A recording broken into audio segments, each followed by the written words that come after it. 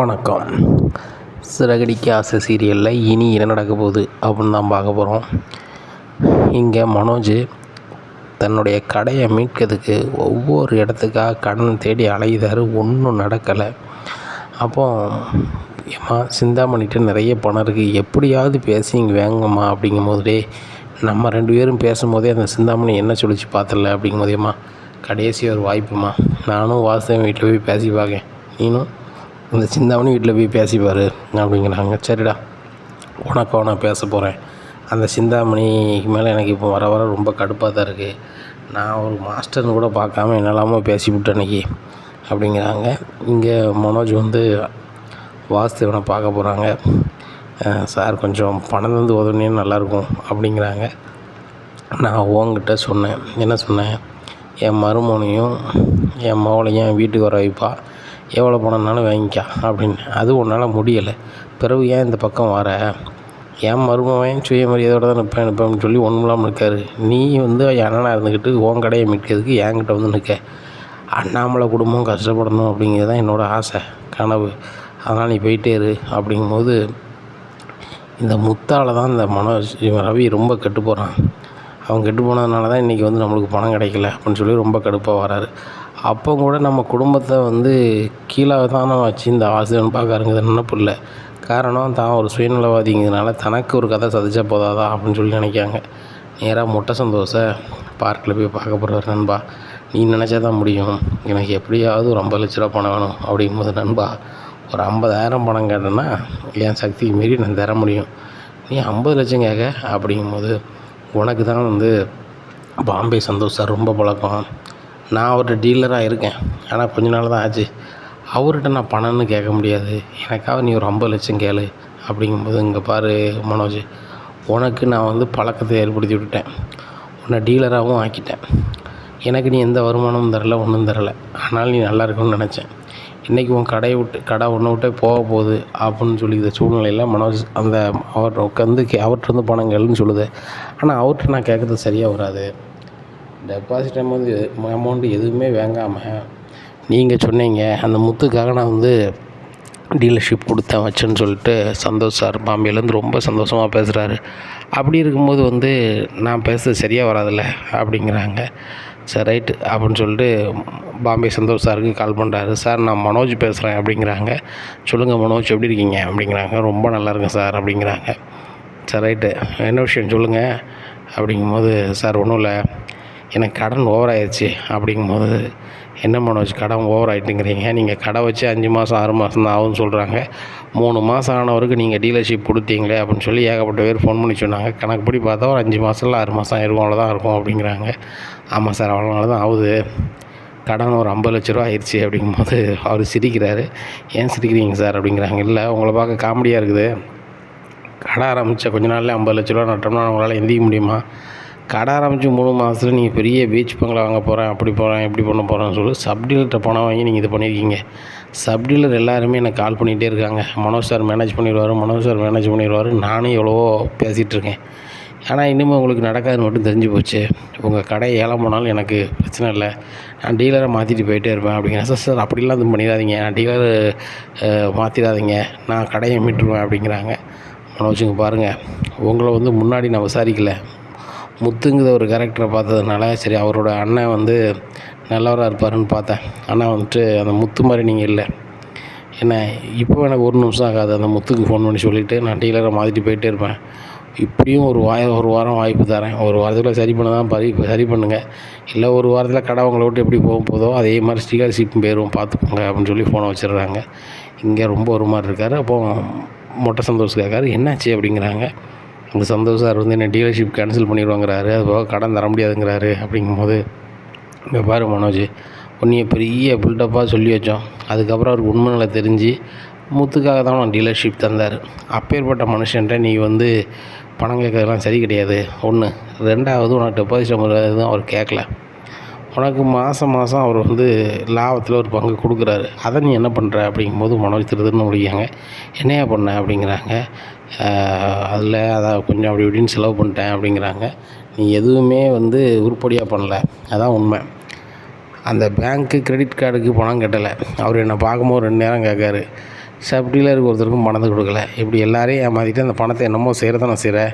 அப்போ அதில் எதுவும் சொத்து வாங்குறியா அப்படிங்கும்போது, நீ வேறையா, நான் கொஞ்சம் கடன் வாங்கியிருந்தேன், சில்லறை கடன் வந்து நான் வேலைக்கு போகுது முன்னக்கூட்டி, அதை வட்டி கொடுத்தேன் அப்படி இப்படின்னு சொல்லி அப்படியே போயிடுச்சு. அதுபோக ஒரு 2.5 லட்ச ரூபா மேனிக்கு ஒரு 5 வாட்ச் வாங்கினேன் அப்படிங்கிறாங்க.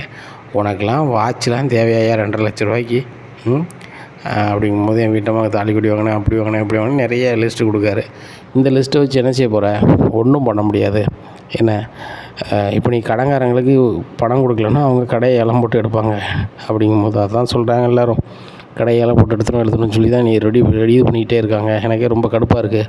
எங்கள் அம்மா ஒரு இடத்துக்கு போயிருக்காங்க, ரெடி ஆகுதான்னு பார்க்கேன் அப்படின்னு சொல்லிட்டு அங்கேருந்து கிளம்பி போகிறாங்க. இங்கே சிந்தாமணி வீட்டில் விஜயா சொல்கிறாங்க, சிந்தாமணி, எங்கள் கடையில் உங்களை பார்ட்னராக வச்சுக்கலான்னு பார்க்குறோம். உங்களுக்கு ஏற்கனவே டெக்கரேஷன் வேலை குறைஞ்சிருச்சு. அந்த கடையிலையும் உங்களை வந்து பாதி ஓனர் ஆகிட்டோம்னா அதில் வர வருமானத்தில் நீங்கள் பாதியை எடுத்துக்கலாம். அப்படிங்கும்போது, என்ன மாஸ்டர், நான் முறை கேட்கும்போது பணம் தரல அப்படின்னோன்னா மறுமுறை ஐடியாவை மாற்றுறீங்களா? மாஸ்டர், அங்கே தான் வியாபாரமே ஆகலையே, அந்த கடையை நம்பி எப்படி கொடுக்க முடியும்? அதை நம்பிலாம் நான் ஒன்றுமே செய்ய முடியாது. நான் சொல்கிறது தான், இந்த முத்து மீனாவையும் வேலைக்கு போகாமல் நிப்பாட்டிட்டியே அப்படின்னா ரொம்ப நல்லாயிருக்கும். நான் உங்களுக்கு என்ன கேட்டாலும் தரப்போகிறேன், கடையை மீட்டு கூட தரப்போகிறேன். அப்படிங்கும்போது, அது நடக்காது போல். அப்படிங்கும்போது, ஏன் நடக்காது? நீங்கள் நினச்சா முடியும் அப்படிங்கிறாங்க.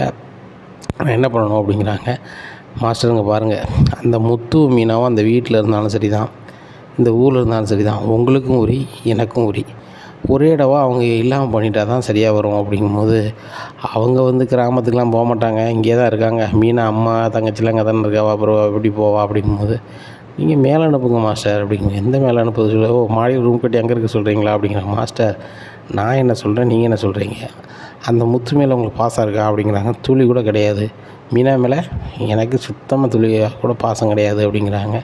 அப்போது 2 பேரையும் மேலே அனுப்பிடுவோம். அப்படிங்கும்போது, எனக்கு புரியலை அப்படிங்கிறாங்க. மேலேன்னா மேலே அப்படிங்கிறாங்க. உடனே ஒரு நிமிஷம் விஜயா முடிக்கிறாங்க. என்ன இப்படி சொல்கிறீங்க? அவங்களுக்கு எதுவும் ஆகிட்டுனா, அவங்கள பாசத்தில் சொல்கிறீங்களா? அப்படிங்கிற, பாசத்திலலாம் சொல்லல, அவங்களுக்கு எதாவதுனா நம்ம உள்ளே போக வேண்டியிருக்குமே அப்படிங்கிறாங்க. நீங்கள் உள்ளே போகிறீங்க, அப்படி ஒரு கதையே வராது, நாசுக்காக பண்ணிடலாம். இப்போ உள்ள ஆர்டர் எல்லாமே வந்து பெரிய பெரிய ஆர்டர் தான் அந்த மீனா எடுக்கா. பைக்கில் போனால் பெரிய ஆர்டர் கொடுக்க மாட்டாங்கன்னு சொல்லி எல்லா ஆர்டர் எடுக்குதுன்னு காரில் தான் வரான் அப்படிங்கிறாங்க. அப்படியா? அப்படிங்கிறாங்க. ஆமாம், நாளைக்கு கூட ஒரு ஆர்டர் இருக்குது, நாளைக்கு கழிச்சு ஒரு ஆர்டர் இருக்குது, 2 பேர் தான் நாங்கள் போகிறோம், அதுவும் குலுக்கல் முறையில் தான். அப்படிங்கும்போது அவள் பில்டப்பாக காரில் தான் அவன் புருஷன் கூட வருவாள். அப்போ நீங்கள் வந்து அதுக்குள்ளே வேலையை பார்த்தீங்கன்னா முடிஞ்சு போச்சு அப்படிங்கிறாங்க.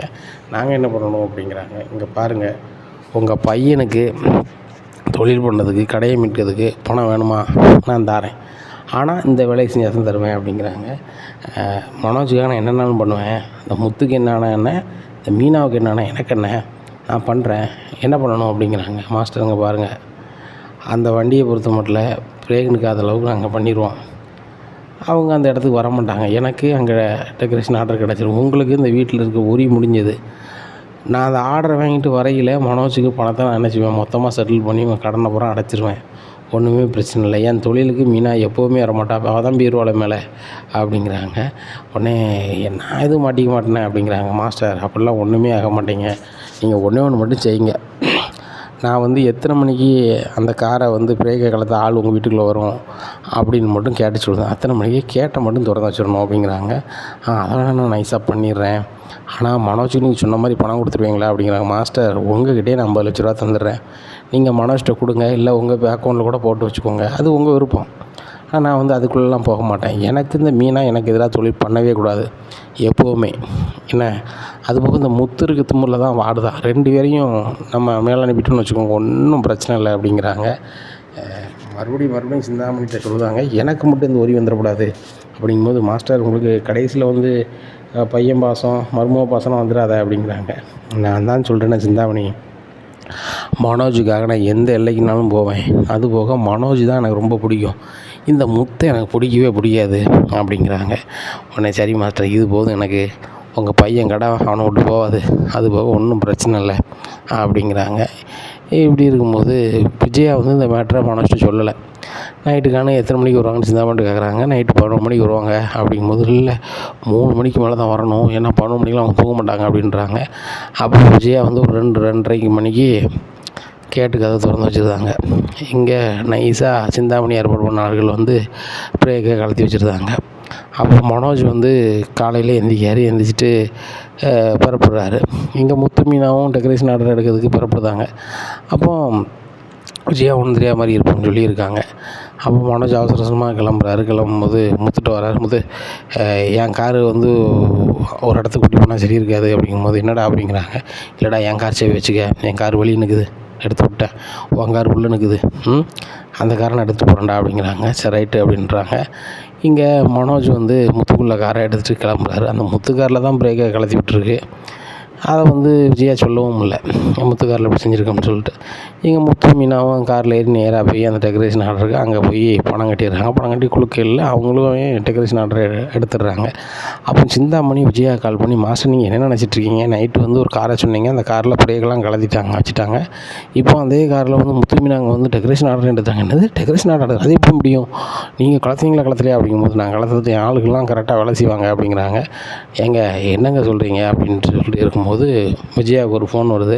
இந்த மாதிரி மனோஜ் கார் வந்து ஒரு மரத்தில் முட்டிட்டு அப்படின்ட்டு பதறிக்கிட்டு வீட்டிலேருந்து எல்லோரும் ஓடுதாங்க. அங்கே போனால் மனோஜுக்கு ஒன்றும் ஆகலை, கார் தான் வந்து நொறுங்கிடுது. அப்போ முத்து தகவல் கிடச்சி வராரு. என்னடா அப்படி பண்ணியிருக்க அப்படிங்கும்போது, இல்லைடா அவசரத்தில் வந்துட்டேன் அப்படிங்கும்போது,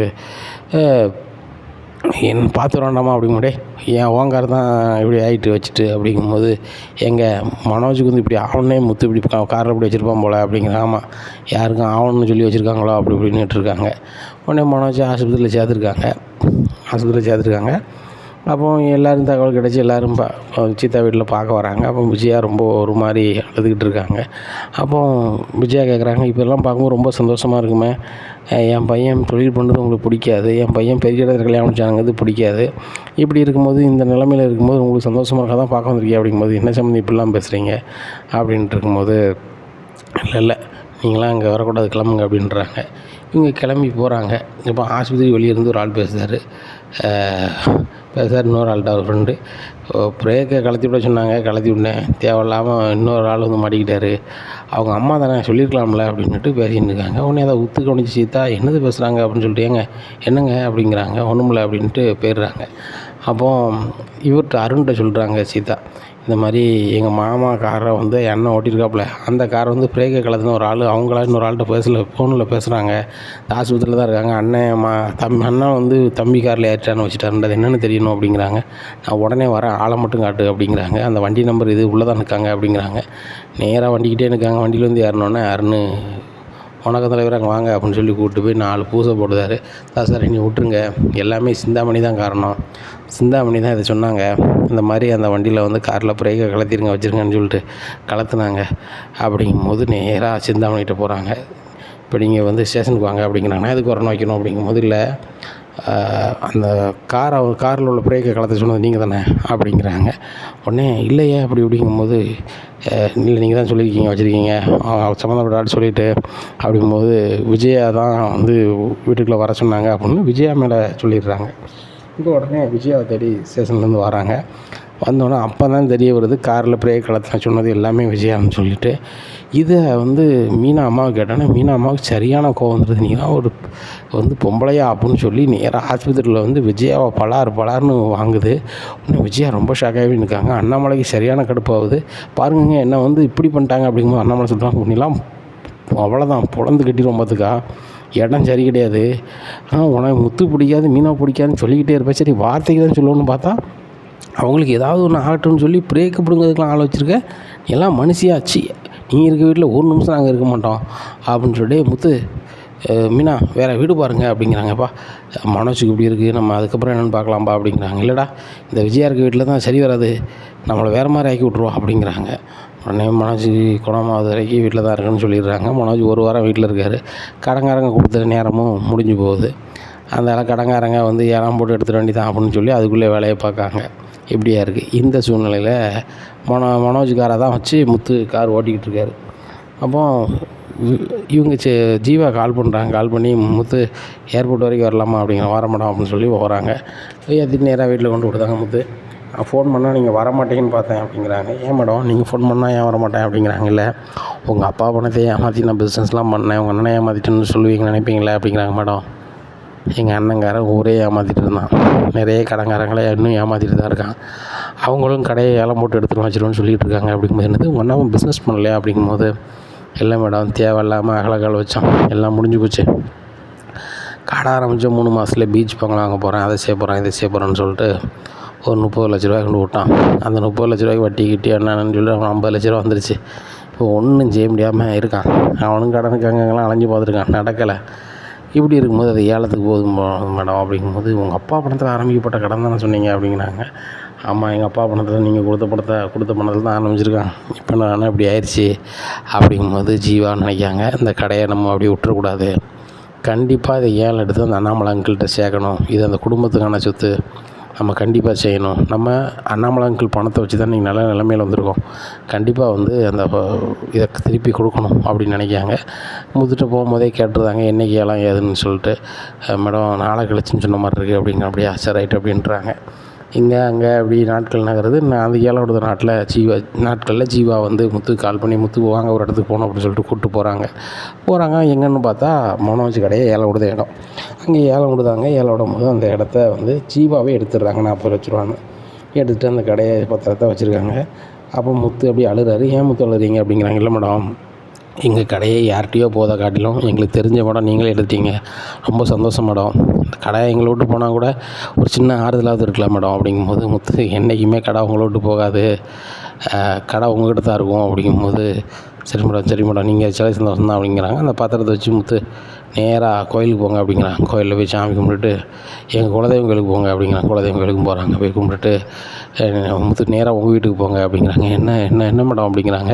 உங்கள் அப்பாவுக்கு கால் பண்ணி மட்டும் வீட்டில் இருக்காங்கன்னு கேளுங்க அப்படிங்கிறாங்க. ஏன் மேடம் அப்படிங்கிறாங்க. இல்லை பெரியவங்ககிட்ட நான் ஆசீர்வாதம் நினைக்கிறேன் அப்படிங்கிறாங்க. சரி மேடம், உண்மையிலே எங்கள் அப்பா ரொம்ப நல்ல மனசுக்கார் மேடம், எல்லோரும் நல்லா இருக்குன்னு நினைப்பார், அவர் ஆசீர்வதிச்சாருன்னா அந்த கடை ரொம்ப மேன்மேலும் வளரும் மேடம். அதுபோக எங்கள் அண்ணனுக்கு நடத்த தெரியல, வாரவங்ககிட்ட சரியாக பேச தெரியல, இதான் மேடம் உண்மை. அதுபோக அதிக லாபம் வைக்கணும்னு நினைப்பான். என் ஃப்ரெண்டு செல்வத்துக்கு கூட அதிக லாபம் வச்சு தான் இப்போ ஒரு பொருளை விற்கணும்னா, அதனால் செல்வம் கூட அங்கே வாங்கலை. நான் கூட வாங்கினா கூட அங்கே வாங்க மாட்டேன். உங்களுக்கு கண்டிப்பாக நல்லா ஓடும். ஏன்னா 30 வருஷம் அதில் பறிஞ்சு கிடந்துருக்கு. அணுவுள்ள ஸ்டாஃப் நிறைய ஸ்டாஃப் பாடிவிட்டான் மேடம், இப்படி பண்ணது எல்லாமே வேண்டாத வேலை அப்படிங்கும்போது, எனக்கு தான் மனோஜ் பற்றி தெரியுமே முத்து, எல்லாம் அப்படி தானே அப்படின்னு சொல்லிட்டு நேராக வீட்டுக்கு போகிறாங்க. அண்ணாமலையும் வீட்டில் இருக்காங்க. முத்து வீட்டில் இருக்கு சொன்னி என்னப்பா அப்படிங்கிறாங்க.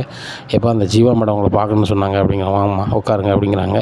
உடனே விஜய் சொல்லுவாங்க, ஏங்க இவெல்லாம் எதுக்கு உட்காந்துட்ருக்கா அப்படிங்க. ஏய் என்ன பேசிகிட்டு இருக்கா, வீட்டுக்கு வந்துருக்க பிள்ளையா வாய் பண்ணிட்டுருக்க அப்படிங்கிறாங்க. இல்லைங்க, அந்த பொண்ணு தானே மனோஜ் பணத்தை ஏமாற்றிட்டு போனது அப்படிங்கிறாங்க. அவன் பையன் ஊரே ஏமாற்றிருக்கான், கடங்காரங்க பூரா கடையை ஏலம் விட்டாங்க, இந்தளவு இருக்குது, இப்போவும் அவன் பையனை தூக்கி பேசிகிட்டு இருக்கியோ அப்படிங்கும்போது, ஏங்க நான் அதை சொல்லுங்க, சும்மா அமைதியார், சொல்லுமா என்ன விஷயமா அப்படிங்கிறாங்க. அங்கிள் உங்கள் பணத்தால் தான் இன்றைக்கி நான் கோடீஸ்வரியாக இருக்கேன் அப்படிங்கும்போது, ஏம்மா நல்லா இருமா சந்தோஷம் அப்படிங்கிறாங்க.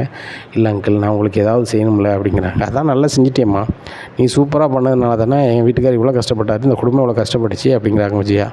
ஆண்டி நான் சொல்லுறதை கொஞ்சம் கேளுங்க அப்படிங்கிறாங்க. கேட்க முடியாது, நீ மேலே கிளம்பி போ அப்படிங்கிறாங்க. ஆண்டி நான் உங்கள்கிட்ட எதுவும் பேச வரல, உங்கள்கிட்ட தான் பேச வந்திருக்கேன். அங்கிள் உங்கள் உழைப்பால் உருவான பணத்தை வச்சு தான் நான் இன்றைக்கி இந்த அளவுக்கு வந்திருக்கேன், அதுக்கு நான் வட்டியும் முதலும் தரணும்ல அப்படிங்கும்போது, ஏம்மா அதெல்லாம் ஒன்றும் வேண்டாம், வாங்கிட்ட 3 லட்ச ரூபா எக்ஸ்ட்ரா மனோஜையும் ரோகிணி வாங்கியிருக்காங்க, அதுலேயே எனக்கு உடன்பாடு இல்லைவா, அவன் பண்ணதுக்கு நான் மன்னிப்பு கேட்டுக்கிறேன் அப்படிங்கிறேன். ஏங்க இவட்டே இருக்குங்க நீங்கள் மன்னிப்பு கேட்கணும் அப்படிங்கும்போது, ஆண்டி கொஞ்சம் அமைதியாக இருங்க அப்படிங்கும்போது, அங்கிள் உங்கள்கிட்ட இருந்து எட்டு போன பணத்தை நான் பல மடங்காக சம்பாரித்து பல கோடி ரூபா உருவாக்கிட்டேன்.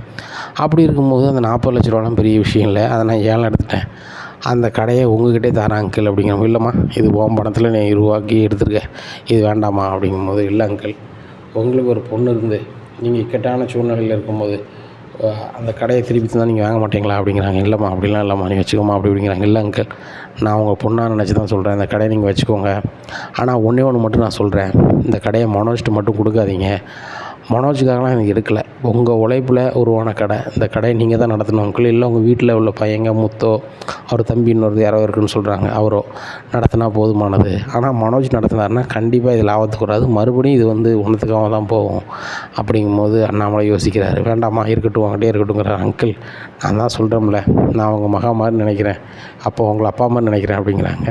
சரிம்மா அப்படின்னு சொல்லிட்டு இருக்கும்போது, அங்கிள் இது பிடிங்க அப்படின்னா விஜயா வாயை பழக்கிறாங்க. 40 லட்ச ரூபாய்க்கு கடையை ஏலம் எடுத்து சும்மா கொடுக்காளா அப்படின்னு சொல்லிட்டு இருக்கும்போது, முத்து சொல்கிறார், மேடம் நீங்கள் இப்படி பண்ணுவீங்க நினச்சி கூட பார்க்கல அப்படிங்கிறாங்க. முத்து நீங்கள் எப்போ உங்கள் அப்பா உழைப்பில் உருவான கடை வந்து வீணாக போகுதுன்னு சொல்லி ஃபீல் பண்ணீங்களோ அப்போவுமே முடிவு பண்ணிட்டேன், இந்த முத்தை நான் சந்தோஷப்படுத்தணும், இந்த குடும்பத்தை சந்தோஷப்படுத்தணும். அதுபோக அப்பா பணத்தில் தானே நம்ம இன்றைக்கி உருவானோம். அப்போ நம்ம அப்பாவுக்கு ஏதாவது செய்யணும்லன்னு எனக்கு தோணுச்சு. அது அந்த கடையை உடனே ஏலம் எடுத்து உங்கள் அப்பாட்ட கொண்டு கொடுத்துட்டேன். இன்னும் ஒன்றும் பிரச்சனை இல்லை முத்து, உங்கள் அப்பா பணம் எங்கேயும் போகல, உங்கள் அப்பாட்ட தான் இருக்குது. சரியா? அது பன்மடங்கு பெருக தான் செய்யும். அதை நீங்களோ உங்கள் தம்பியை நடத்துங்க. தயவு செய்து மனோஜுக்கு மட்டும் எந்த செயல்பாடும் அதில் கொடுக்காதீங்க அப்படிங்கிறாங்க. ரொம்ப நன்றி மேடம் அப்படிங்கிறாங்க. இப்படி இருக்குது. இந்த சூழ்நிலையில் முத்துக்கு கால் பண்ணுறாங்க சந்தோஷ் சார், பாம்பே சந்தோஷ் சார். முத்து சொல்லுறது தப்பாக நினச்சிக்காதீங்க, அந்த கடையை வந்து ஏலம் போயிடுச்சான். சப்டீலர்லாம் சொன்னாங்க, ஜீவான்னு ஒரு மாதிரி நடத்துக்கிறாங்களாம். அதனால் வந்து டீலர்ஷிப்பை வந்து நான் மாற்ற போகிறேன், ஜீவாவுக்கோ இல்லை வேறு யாருக்கோ கொடுக்க போகிறேன், மனோஜ் கேன்சல் ஆகிடுவார், எதுவும் நினச்சிக்காதீங்க அப்படிங்கும்போது, அதெல்லாம் ஒன்றும் நினைக்கல சார், அந்த கடையை வந்து ஏலம் எடுத்து அந்த ஜீவா மேடம் எங்கள் அப்பாட்டையே கொடுத்துட்டாங்க, இனிமேல் எங்கள் அப்பா தான் நடத்த போகிறாங்க, அந்த மேடம் என்னையோ என் தம்பியை தான் நடத்த சொல்லி இதை கொண்டு டெவலப் பண்ண சொல்லியிருக்காங்க அப்படிங்கும்போது, முத்து சூப்பர் முத்து, நீங்களே அதை தொழில் பண்ணுங்கள், உங்களே நான் டீலர் ஆக்கிடுறேன் அப்படிங்கும்போது, இல்லை சார் அப்படிங்கும்போது ஃபோனை வாங்கி அண்ணாமலை பேசுகிறாங்க.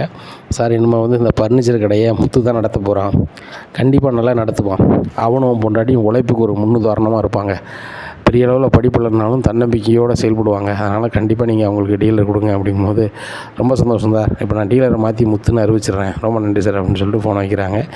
இங்கே முத்தான் டீலர்னு சொல்லிட்டு எல்லா விளம்பரமும் கொடுத்துட்றாரு பாம்பே சந்தோஷ் சார்.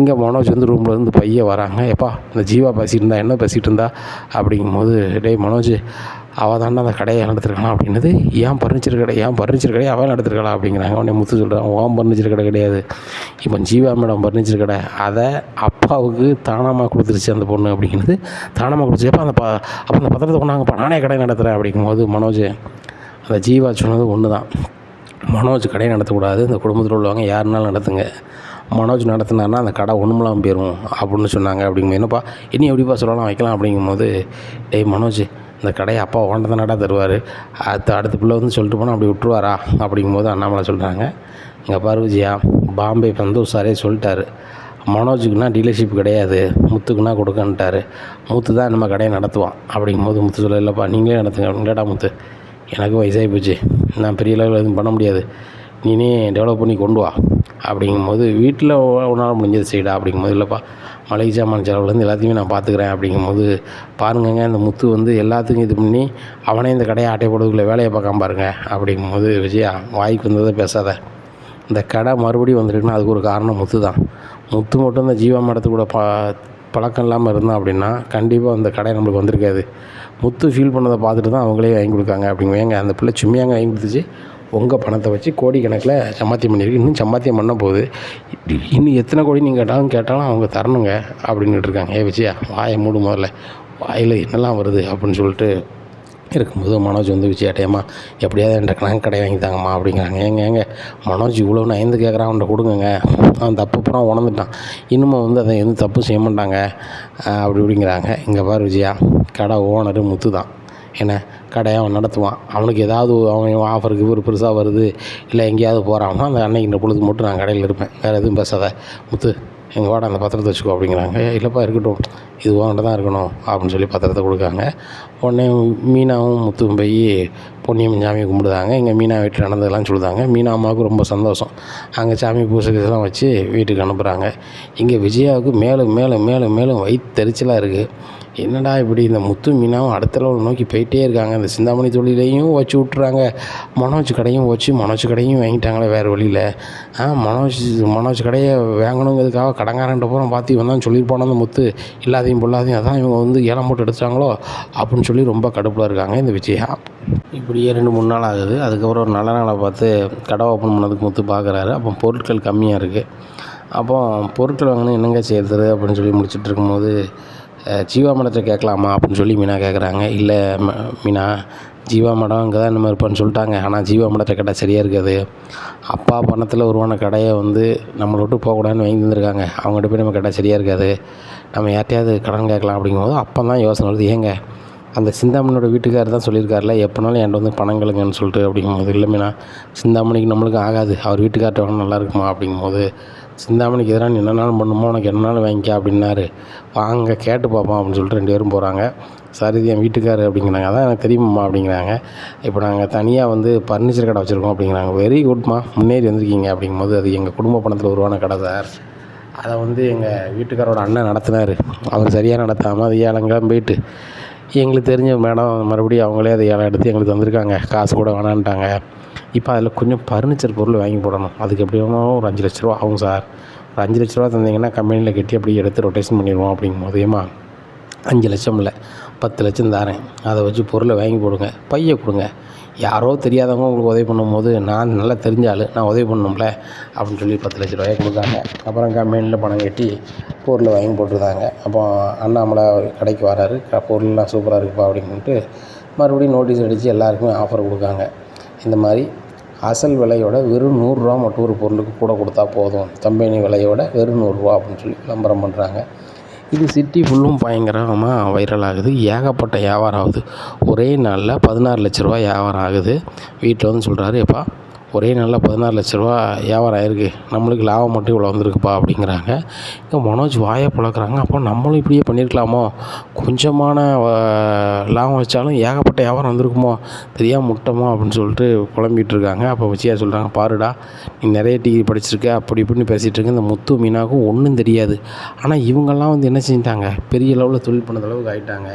இந்த மீனா அந்த சிந்தாமணி எது தொழில் பண்ணி ஓஹோன்னு இருக்கா. அந்த முத்து ஓங்கடையை அவன் வாங்கி இப்போ அவன் ஃபர்னிச்சர் கடை நடத்துகிறான். இப்படி போகிற போக்க பார்த்தா அந்த வீட்டில் அவங்க தான் பெரிய ஆளாக இருப்பாங்க போல். நான் கூட ஏன் மீனான்னு கூப்பிட்டு ஒரு காப்பி கூட கேட்க முடியாது போலுக்கு, அந்த மாதிரி ஆகி விட்டியடா அந்த பூக்காரியும் புருஷனையும் அப்படின்னு சொல்லிட்டு ரொம்ப கடுப்பில் ரூம் பார்த்து போகிறாங்க. இங்கே மனோஜுக்கு என்ன செய்யணும்னு தெரியல. எப்படியாவது முத்துக்கு கடையில் உள்ள வியாபாரத்தை கெடுக்கணும்.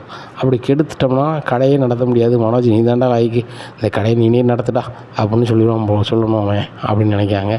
இங்கே முத்து ஆஃபர் போட்டு வெளுன்னு வெளுக்காங்க. வெளுதுனா கூட்டம் பின்னி பெடல் எடுக்கு. வியாபாரம் சரியான வியாபாரம். அது மறுநாள் பார்த்தா 20 லட்ச ரூபாய்க்கு வியாபாரம். அது இப்படியே போயிட்டுருக்கு. பொருளை ஏற்ற இறக்குன்னு சொல்லி அந்த கடை ரொம்ப பிஸியாக இருக்குது. அதில் வேலை பார்க்குற ஸ்டாஃபெல்லாம் ரொம்ப சந்தோஷமாக இருக்காங்க. அப்போ முத்துட்டு வந்து சொல்லுதாங்க, சார் எங்களுக்கு வந்து வியாபாரம் செய்கிறதுக்கு வந்து ரொம்ப சந்தோஷமாக இருக்குது. அவ்வளோ ஆட்கள் வராங்க, ரொம்ப உற்சாகமாக இருக்குது.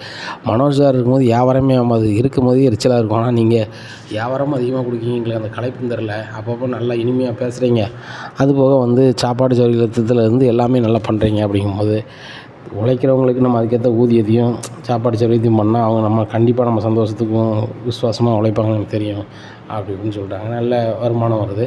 அப்போ வந்துட்டு நாட்கள் அப்படி நகர்ந்து போய்கிட்டே இருக்குது. கொஞ்சம் நாள் கழித்து ஒரு 40 லட்ச ரூபா ரெடி பண்ணிடுறாங்க. கடன்களெல்லாம் அடைச்சி 40 லட்ச ரூபா ரெடி பண்ணிடுறாங்க. ரெடி பண்ணிவிட்டு நேராக ஜீவா வீட்டுக்கு அண்ணாமலையை கூப்பிட்டுட்டு போகிறாங்க. முத்து மீனாவும் போய் மேடம் அப்படின்னு சொல்லி கூப்பிட்றாங்க. வாங்க முத்து வாங்க உட்காருங்க அப்படிங்கிறாங்க. பையில் என்னது அப்படிங்கிறாங்க. மேடம் இதில் ஸ்வீட் இருக்குது அப்படிங்கிற. அப்படியா சரி அப்படி இதெல்லாம் இருக்குது அப்படி இப்படின்ட்டு இருக்கும்போது, மேடம் இந்த பேக்கை வச்சுக்கோங்க அப்படிங்கிறாங்க. என்னது முத்து அப்படிங்கிறாங்க. மேடம் இதில் ஒரு 45 லட்ச ரூபா இருக்குது அப்படிங்கிறாங்க. எதுக்கு அப்படிங்கிறாங்க. இல்லை மேடம் நீங்கள் எங்களுக்கு 40 லட்ச ரூபாய் கொடுத்து என் கடையை எங்களுக்கு வாங்கி தந்தீங்க, நாங்கள் திருப்பி தரணும்ல அப்படிங்கிற. முத்து நான் என்ன சொன்னேன், நான் உங்கள் அப்பாவை எனக்கு ஐயா மாதிரி சொன்னேன். எங்கள் ஐயாவுக்கு நான் செஞ்சது எனக்கு திருப்பி தருவியா, அதெல்லாம் வேண்டவே வேண்டாம். அப்படி நீ வந்து எனக்கு திருப்பி தரணும் தான் ஆகணும் அப்படின்னு நினச்சேன்னா உங்கள் அப்பா பேரில் அக்கௌண்ட்டில் போட்டு அவங்க பாஸ்புக்கு அவங்கள்ட்ட கொடு, மாதம் அவங்களுக்கு வரட்டும், அவங்க வருங்காலத்துக்கு வச்சுக்கிடட்டும் அப்படிங்கிறாங்க. இல்லை மேடம் இருக்கட்டும் அப்படிங்கிறாங்க. உடனே அப்படியே சொல்கிறேன், என்கிட்ட தந்தால் தான் உன்னை சந்தோஷப்படுவியா அப்படின்னு சொல்லிட்டு வாங்கிட்டு, ஐயா முத்து தந்தால் நான் பணம் வாங்கிட்டேன், நான் அவங்க பொண்ணுன்னு சொல்லியிருக்கோம்ல, நான் தந்தால் நீங்கள் வாங்கிக்கிறோம்ல, இதை பிடிங்க அப்படின்னு சொல்லி நம்மள்ட்ட கொடுத்துறேன். இல்லைம்மா அப்படி, ஐயா உங்கள் கடையை நான் வாங்கி தந்ததுக்கு பணத்தை முத்து தந்துட்டான், நான் பணத்தை வந்து என்ன செய்கிறேன், அப்பா நல்லா இருக்கணும் நான் கொடுக்குறேன், இதை வாங்கிக்கோங்க அப்படின்னு சொல்லி கொடுக்குறாங்க. இந்த 45 லட்சத்தோட வீட்டுக்கு போகிறாங்க. இங்கே ஜீவா வந்து பணம் வாங்கலை, ரொம்ப நல்ல பிள்ளை அப்படி இப்படின்னு சொல்லி இங்கே வீட்டில் பேசிகிட்டு இருக்காங்க. அந்த பணத்தையே மனோஜ் பார்க்குறாரு. எப்பா அந்த பணத்தை தாங்கப்பா, இதை வச்சு நான் பிஸ்னஸ் பண்ணி பெரிய ஆளாகிறேன் அப்படிங்கும்போது அண்ணாமலை கேட்குறாரு, சரி ஃபர்னிச்சர் கடையே விட்டுரு, வேறு என்ன தொழில் பண்ணி செய்யணும்னு ஐடியா வச்சுருக்க சொல்லு, இப்போவே பணத்தை வாங்கிக்க அப்படிங்கிறாங்க. உடனே விஜயாவை பார்த்து திருதுன்னு முடிக்காண்டே மனோஜ் ஏதாவது சொல்லிட்டா அப்படிங்கிறாங்க. ஏதாவது சொல்லாத, ஏதாவது தொழில் தெரிஞ்சு அதை பற்றி சொல்லு அப்படிங்கும்போது மனோஜுக்கு ஒரு தொழில் பற்றியுமே தெரியல. ஏன்னா அவர் படிச்சிருக்காரு அப்படின்னு சீன் போட்டாலும் தவிர அந்தளவுக்கு சிந்தனையும் இல்லை, ஒரு ஆக்கப்பூர்வமான முடிவு எடுக்கக்கூடிய ஒரு ஆக்டிவும் அவர்கிட்ட இல்லை. இப்படியா இருக்குது. பிறகுன்னு சொல்கிறாங்க, நாங்கள் சிட்டி போகிறோம், பார்லர் வைக்க போகிறோம் அங்கிள் அப்படிங்கிறாங்க. ஏம்மா மனோஜ் சொன்னேன், மனோஜ் சொல்லிட்டான்னாக்கா நான் பணத்தை கொடுக்க தயாராக இருக்கேன் அப்படிங்கும்போது மனோஜ் திருன்னு முடிக்காரு. மறுபடியும் உடனே ரவி எதுவுமே கேட்கல, ரூம் பார்த்து போகிறாரு. ரவிங்க வாடா அப்படிங்கிறாங்க. என்னப்பா அப்படிங்கிறாங்க. இதில் 45 லட்ச ரூபா இருக்குது, நீ இதை வச்சு ஒரு ரெஸ்டாரண்ட் வை அப்படிங்கிறாங்க. தேங்க்ஸ்ப்பா அப்படிங்கிறாங்க. டேய் ரவி, எனக்கு வர வேண்டிய பங்கு தடா அப்படிங்கிறாரு. உடனே முத்து வராரு. உனக்கு வர வேண்டிய பங்கை எப்பவும் அப்பா பங்கு தந்த பங்கை நீ காலி பண்ணிட்ட, நாங்கள் 2 பேருமே கேட்கல, இது ரவிக்குள்ளது, வாயை மூடிட்டுரு அப்படிங்கிறாங்க. இங்கே மனோஜ் ரொம்ப ஏக்கமாக உட்காந்துட்ருக்காங்க. விஜயாவுக்கு ரொம்பவே கடுப்பாக இருக்குது. இந்த மனோஜ் மட்டும் ஒன்றுமில்லாமல் ஆக்கிட்டு இந்த முத்து ரவியும் ஏறி போகிறானுல்ல அப்படின்னு சொல்லி ரொம்ப கடுப்பில் இருக்காங்க. இனி என்ன நடக்கும் அப்படிங்கிறத பொறுத்து வந்து பார்க்கலாம். நம்ம சேனலை நீங்கள் மறக்காமல் லைக் அண்ட் சப்ஸ்கிரைப் பண்ணுங்கள். நன்றி, வணக்கம்.